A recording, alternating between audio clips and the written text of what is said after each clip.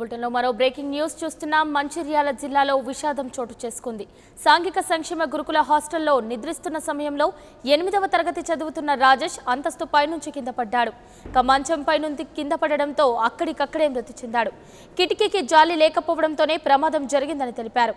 School యాజమాన్యం నిర్లక్ష్యం వల్లే రాజేష్ మృతి చెందాడని తల్లిదండ్రులు ఆరోపిస్తున్నారు.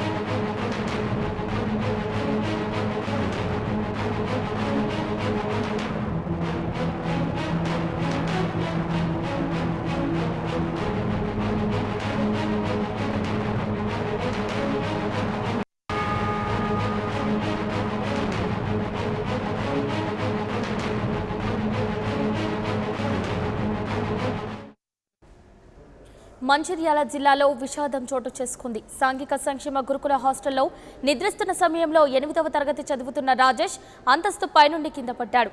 మంచం పైనుండి కింద పడడంతో అక్కడికక్కడే మృతి చెందాడు. కిటికీకి జాలి లేకపోవడంతోనే ఈ ప్రమాదం జరిగిందన్నారు. స్కూల్ యాజమాన్యం నిర్లక్ష్యం వల్లే రాజేష్ మృతి చెందాడని తల్లిదండ్రులు ఆరోపిస్తున్నారు. ఈ ఘటనకు సంబంధించి మరింత సమాచారం మంచిర్యాల నుంచి మా ప్రతినిధి వికాస్ ఫోన్ లైన్లో అందిస్తారు. వికాస్,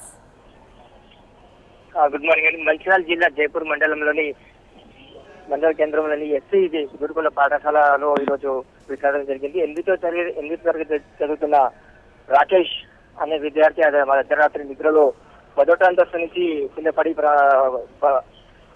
తలపై భారీ గాయమాలతో అతను అక్కడక్కడి చనిపోవడం జరిగింది. ఈ ఘటనకు ప్రధాన కారణము అతని ఫస్ట్ ఫ్లోర్ లో నిద్రపోతున్న సమయంలో పక్కనే కిటికీ ఉంది. కిటికీకి ఎలాంటి జాలి లేకపోవడంతో ఈ ప్రమాదం జరిగిందని చెప్పేసి ఇక్కడ మనకు తెలుస్తుంది. ఇక ముందు కూడా స్కూల్ యాజమాన్యానికి కూడా తెలియజేసినప్పటికీ కూడా ఎలాంటి చర్య తీసుకోకపోవడం వల్ల ఈ ప్రమాదం జరిగిందని చెప్పేసి ఇక్కడ విద్యార్థి సంఘాలతో పాటు కుటుంబ సభ్యులు కూడా మనకు ఆందోళన చేస్తున్నారు. ప్రిన్సిపల్ ని వెంటనే సస్పెండ్ చేయాలంటూ 10 లక్షల రూపాయలు ఎక్స్ట్రా చేయాలని చెప్పేసి విద్యార్థి సంఘాలు ఇక్కడ ఆందోళన చేస్తున్నాయి. ఒకవైపు ప్రభుత్వము ఏదైతే ప్రతిష్టాత్మకంగా తీసుకున్న హాస్టల్స్ ని చూపిస్తుంటే ఇక మాత్రము ఎలాంటి సరైన వసతులు లేకపోవడంతో యాజమాన్యం పట్టించుకోవడంతో ప్రమాదం జరిగిందని చెప్పేసి విద్యార్థి సంఘాలు ఆరోపిస్తున్నాయి. అయితే వికాస్, ఈ ఘటనపై విద్యార్థి తల్లిదండ్రులు ఏమంటున్నారు? తల్లిదండ్రులు మాత్రము ఈ ప్రమాదం జరిగిన ప్రధాన కారణం యాజమాన్యమే, ప్రిన్సిపలే. దీనికి పూర్తి స్థాయి బాధ్యత ప్రిన్సిపలే వహించాలి. దీనికి సంబంధించి 10 లక్షల ఎక్స్ట్రాతో పాటు ఒక ఉద్యోగం కల్పించాలని చెప్పేసి వాళ్ళు డిమాండ్ చేస్తున్నారు.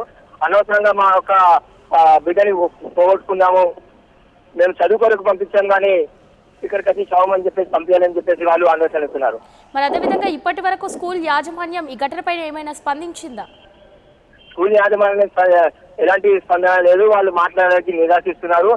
వాళ్ళకి ఎలాంటి రెస్పాన్సిబిలిటీ లేనట్టు వివరిస్తున్నారు.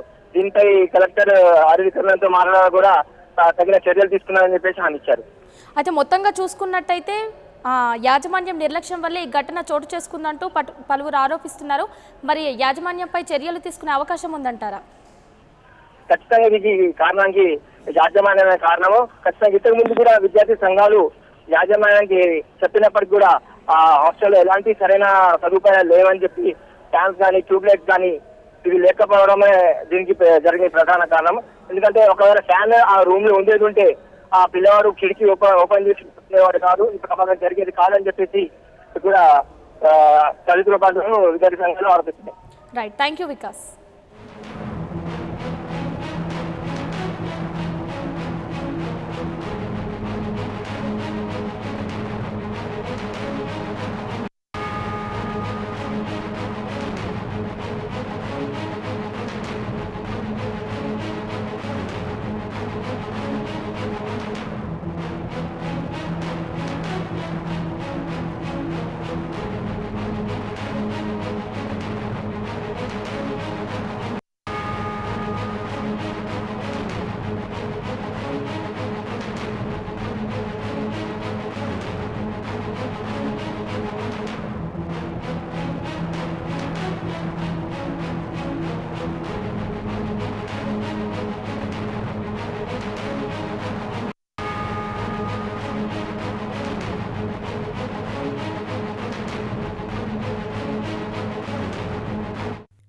For more updates, please subscribe 99 TV Telugu.